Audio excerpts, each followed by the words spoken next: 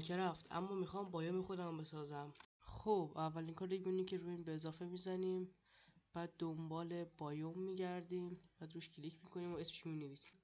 بعد اینجا بلاک روشو مینویسیم که در حال تادیگر هستی که باشه میزنیم دایموند بلاک. تکسچر این شکلیه، بعدش بلاک زیر دایموند او رو میزنیم.